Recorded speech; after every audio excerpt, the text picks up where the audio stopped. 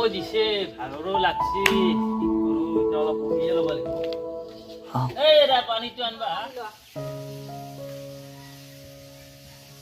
চলিটো ৰাতিপুৱা ওলাই গৈছে ঘৰতো নাই দেখোন ক'তবা গৈছে আহিব নাই কিবা ক'ত মৰবা গেছি ঘৰত তাতেহি আমাক নালগে চলি গলি একলে খবৰ খবৰ নাই ঘৰত মই দিনটো এনেকে কষ্ট কৰি মৰি থাকো ইটো নেটো কথা নাভাবে